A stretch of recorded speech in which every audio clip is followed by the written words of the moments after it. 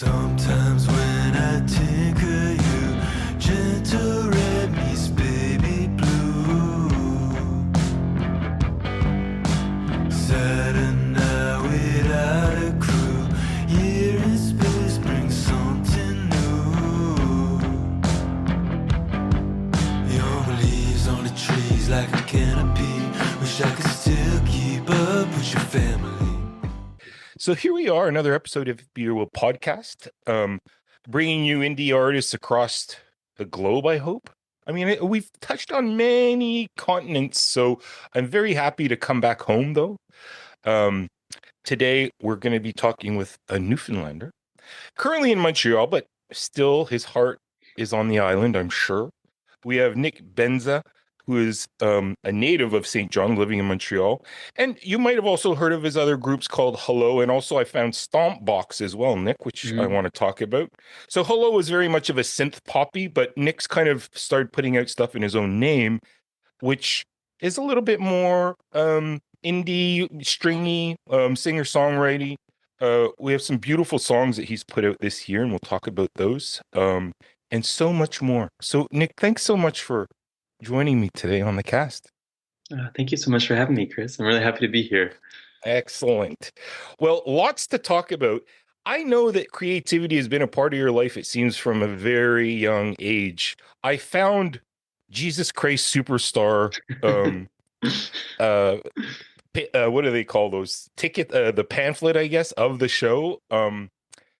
So I know that that this process you've been going through it for a long, long time, and I believe you're still. Are you at McGill? It was said that you were doing musical sound engineering at McGill. Is that still ongoing?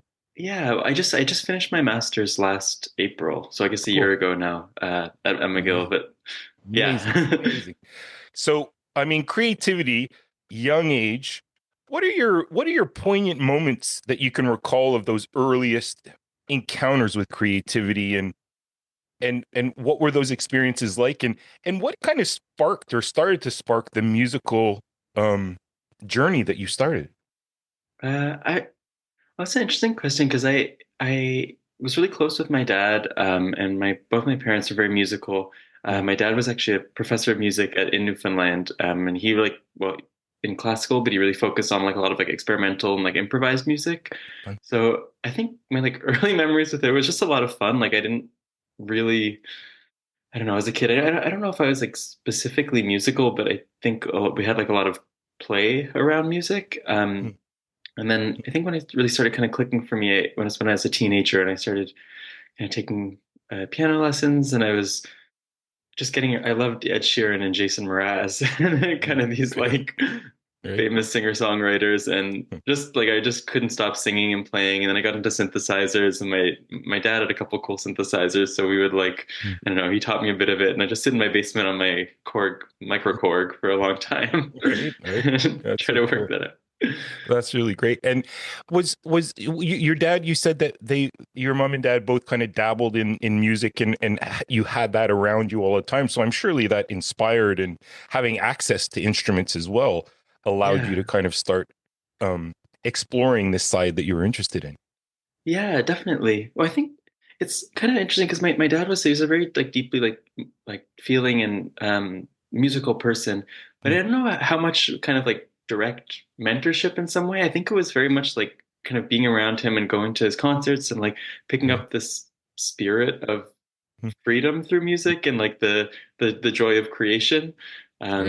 And yeah, I just found like those magic moments, because he did a lot of improvisation. So it's kind of like those magic moments of like I don't know, like things that only happen once, or just capturing something really magical.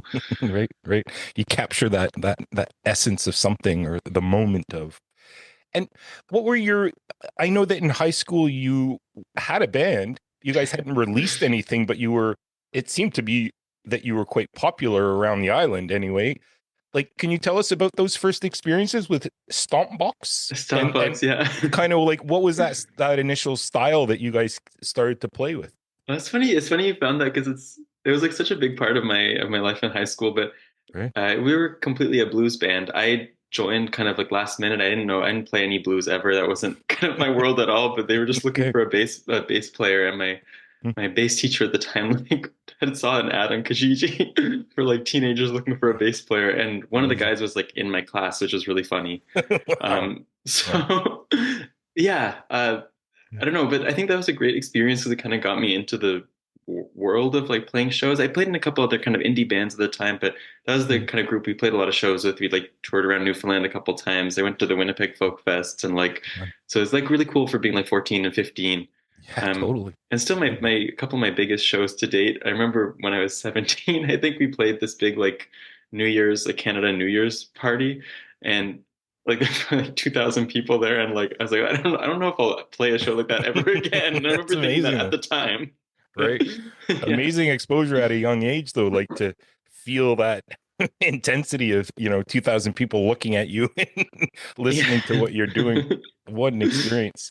So once that evolved, like when did you start kind of thinking the other side of the hat too, like you wanted to kind of play around with the audio and record and layer and mix? Like when did that aspect come into your creative process?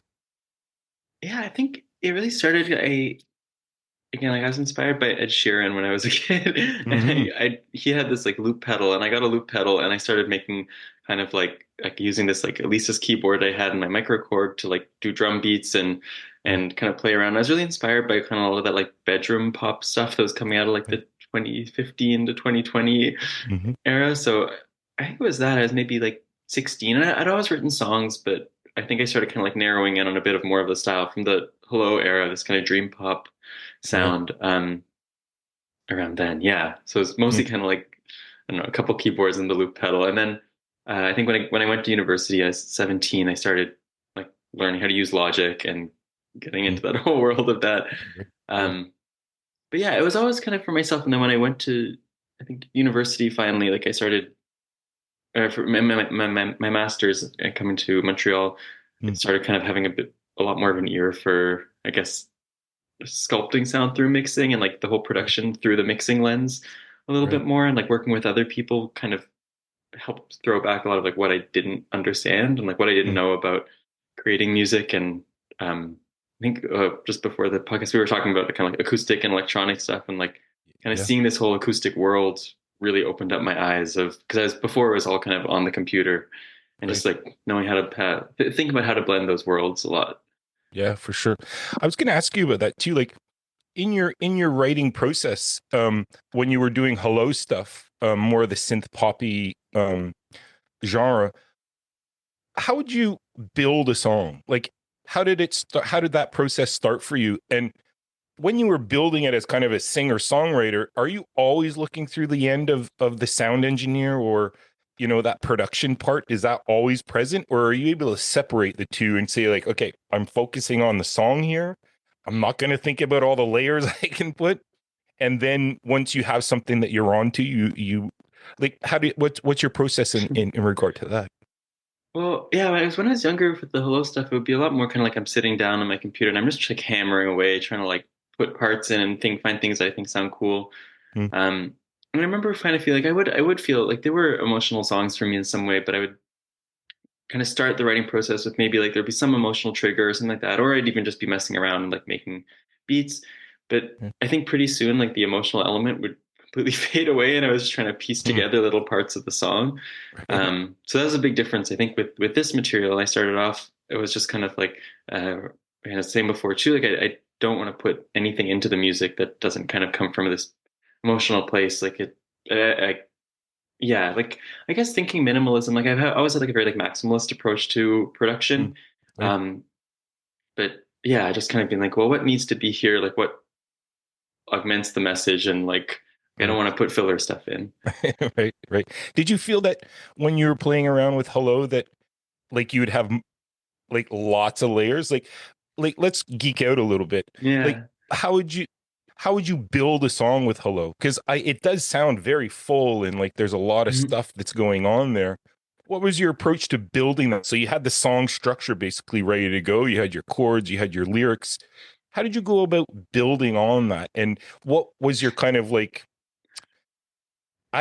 like what was your style or your formula that you like to follow that created that sound of hello? I think, well, maybe I guess in the vein of improvisation, in some ways, it's like I think I approach, it's not really improvised, but I approach each song, I kind of forget that I've done songs before in some way, where I go in and like, especially with Hello, and I'm like, okay, I'm starting completely from scratch. I don't have like kind of like a drum kit I go to or like a whatever sound. Like it's just like, whatever, it's free for all a little bit. Right, But right, I think with that, I would always kind of have these like, I guess, chords and drums and bass. There's a lot of bass line focused stuff because that's what I was into when I was right, younger. right. Um, but then I would just start because I didn't know how to mix, so I would try to find the like intensity in the sound through layering, which I Mm, think maybe is how it comes. It's like, okay, like I need to have some transition. I need to have like these things need to feel big. I'm just going to add a bunch of sounds and add a bunch of different lines and textures. mm, So it was kind of that. It was like I never felt like, I guess maybe it's like I didn't understand things as well. I never felt like I was able to actually finish a song on my own. So I was always kind of just going away at it until I was at some point I was like, I can't go any farther with this. I need to kind of go and record with someone else and like maybe do it better. It would usually be the same mm. things I'd recorded before, but just like, I don't know, I think having someone Right. else's confidence in me helped me to finish it For sure. in some I think way. collaborations are we realize they become super important because they kind of shed a light on what we might have overlooked or not seen at the Yeah. time, right? It's good to always have that second set of ears. So when you transitioned from Hello into your self-titled stuff, I mean, the transition was very short. Eh? It was a year or two, right? That you started kind of changing over to your self-titled stuff. Yeah, I guess so. Like I think I kind of stopped writing the music for Hello very regularly, maybe like 2 or 3 years ago. I was Mm, really like into it with school and like right. but I think yeah, I just started feeling less and less like motivation. It's like, well, I don't know if this like I like the music still, but I was just I don't know if this is how I want to express myself. And I wasn't Mm, I don't know, I was kind of unsure where it was going. And I had this I guess big cut in my life where I had this big breakup and like there's all this stuff mm, happening and I just started being like, well, I want to have more fun with it. I want to just like I'd never made any trap music before and I was like, it'd be funny to just sit in my room and make trap beats and right. stuff like that. So I think and I didn't kind of intend to take a new direction or go under my name, but then I was just thinking, well, it'd be kind of funny to have this new direction that's kind of like trap influence, all these things I'd never done before, which is something I really like, where it's kind of you go into a style. Like I don't listen to trap music and Mm, kind of go into a style and just kind of know about it off of your like imagined references as opposed right. to the Right. like, oh, I can copy this or can copy that. Right. Just like, but Could I you think expand on that, Nick? Like what trap folk, like you say that, right? Trap folk inspired as your describer. Can you, like, I've never heard of that. Like yeah, I was curious to ask you about what that trap reference to you, what it means to you. I don't totally know. I think that's the the funny thing. So with this, I was kind of like, I don't know, I've been producing for other people. I've been producing some kind of pretty folk, like indie folk stuff, like finger picked guitars, and I don't really know anyone who's been making like makes beats in the same way. So I was just kind of thinking, like, I want to go for it. I started listening to like some Young Lean stuff, Mm-hmm. just very kind of I don't know, like classic internet trap. Yep. And I knew like a Okay. few Yep. songs, and I just kind of was like, well, I'm gonna try it myself. I'll try to go for it. And I was kind of mixing that with this like sort of finger picked guitar style that I was doing for a lot of the music, which ended up kind of into these interesting results because I Mm, had that, and then I also like I make a lot of ambient music, and it's kind of like trying to take this sort of like textural wash element and like put it with these trap drums and then the finger pick guitars. Um, and yeah, and I don't know if it's even a style I'm going to kind of keep going with, but it was just so it was okay. really liberating in some way to just try something new. Yeah. And was Emotional Cream Pie that first, like, I know it's the first single you put out on Bandcamp under your Mm. name. Was that the first track that you're talking about? No, the emotional cream pie was uh, I wrote this song. I went home for to back to Newfoundland for Christmas Mm, 1 year, like 1 and a bit years ago, and I don't know, like I just had this breakup. My mom was getting married, and I was like, oh, it'd be really funny to just like be in my room like making trap beats. And so I made this really like dramatic song called "Can't Hold Back My Tears." So that was kind of the first one. And I kind of mm. like this. Like let me keep going with it. But Right. emotional cream pie, I think, is came from I don't know, my ex girlfriend was kind of like, hey. I thought of the song title like I don't write music like you should try something with it, so I did, and I went back, and I think she'd been kind of thinking it'd be kind of I don't know, like a bit more like fun and upbeat, and I was just like, oh, this is really sad. It's a really sad feeling, and I just had to get that out. Cool, cool. I think you're right on to something too. Like these emotions, sometimes you've got to find an exit point for it so that you can kind of like move on with life. Yeah. And like putting it down on tape seems to be a very big remedy for musicians. I'm sure, poets write poems, and the hockey players go and take slap shots. I don't know what, but that creative, you got to have an outlet. And I think Yeah. that you tapped into something here, because it's a total shift from Hello, in the sense that, and we were talking about this before, where it was very electronic and synth based, your earlier stuff, and this stuff is very string and folky, and I'll throw trap in there, even though I'm a little bit wild on the term still. But what was that transition like? Was that you wanted to reinvent yourself? Is that, because I mean, even your vocals are like, you can get a sense that it's the same Yeah. person, but you've lowered your register a little bit, and it seems a little bit more like down in your heart area that you're singing from. Is that, can you expand on that a bit? Yeah. Oh, thank you for saying that. It was very unconscious, to be honest. Like I think it was just because I hadn't really been writing that much music for maybe like 18 months. And then I think it was just kind of coming from this, like, I was just having fun with it. And a lot of the influence of kind of being a producer and working with other people and just kind of getting that, like being into their music, and then having that kind of come back to me. And with the voice, I think, I don't know. I guess I was younger when I was writing a lot of the Hello music, and I guess maybe like 17 to 22. And Hmm. I think I was really trying to explore myself in different ways. And I think that's kind of always been like who I am, like how I'm singing now, and in some way, and just like this kind of like trying to just sink more into myself and be like, well, the music's a lot more genuine. Like I was saying, I'm not trying to like kind of add frivolous stuff. Like I want to just communicate like kind of a bit more directly, maybe. Right. Yeah. I find that everything has its purpose. Everything has its intention. Like, it's very well crafted, and Thank you. it's able to connect the listener to your feelings, I find. I mean, even just separate from the words, and then you throw the words in, then you're like, okay, yeah, well, this is a human feeling we're having, and this human Thank connection you. happening, which I really, it's hard to achieve that, a singer-songwriter to their audience, and make those emotions like real for another person. Um, who are your inspirations that you were recording, or like that you would record their music, mix it all, and like something like was left with you, like you took something away from that. Can you describe some of those experiences where Yeah. an artist might have like awoken something in you? Yeah, I think a big one is my friend Alex. His project's called Microwave Tower. It's really Mm, beautiful music. But it was kind of the first project where I really worked on it, where I wasn't really, I guess, like me seeing like a more like fantastical or narrative arc behind everything. This mm, kind of, I like the whole element of like reality interspersed with this sort of like, 'cause that's a big part of the album. Like some of it's dramatized and all mm, these things. And I remember kind of sitting with him, and he was kind of playing me some of his songs, and I just see the visuals of exactly how I'd imagine the scene in my head from that music. And then I'd, because it's pretty folk in some ways, and I'd just be like, okay, right, let's try to make this without superfluous elements, and with just like kind of like recreate that scene as well as possible, and not, mm, and think about what fits the music narratively as opposed to what fits musically into the right, song.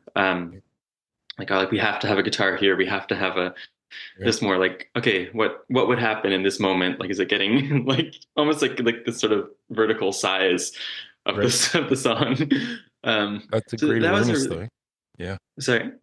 I said it's a great awareness to come to that like realization, like let's pare back, or let's minimalize things so that we can get to the essence of it almost. Yeah, yeah, because just, I don't know, there's just so much music kind of coming out, and I'm Yeah. like you have to do it for yourself in some ways. Like what's authentic, and what's like, and there's no point in kind of building it up because everyone's got a huge pop song. So Right. if you want to be honest with it, you gotta But yeah, I think that was a big influence. And then another one is my friend Nick Barkman. His music's Nicholas LB. I think was in contact with you about setting this up because he's been managing for me, which has been awesome. But Cool. I think, yeah, we just talk a lot about, I don't know what it means to be an artist and what, and I think just seeing his process and just I think having people like kind of open their hearts to me and like, this is what I do. And this is what, it's just very inspiring for me. It's like you can kind of aspire to something bigger than the thing in front of you, like the song on your computer. It's like you can create a whole world in your head around music. And I think that was a big thing in kind of transitioning away from this sort of like band-based hello music to Right. yeah, the new stuff. It seems like a great transition. Like you learned a ton doing, the synth pop, and it's really informed what you're doing now, which is really great. I wanted to ask you kind of just to bring things to a close here, Nick, like what does the future look like? What are you looking for in 2025 with your music and the production? And is there anything you can share with us about maybe shows or recordings or what we can anticipate? So I'm putting out an album with these singles on it in May, on May 24th. I haven't released that yet, but 23rd. Right. And that's called Very Soft Glow. And it's kind of in this vein. And I'm really excited about that.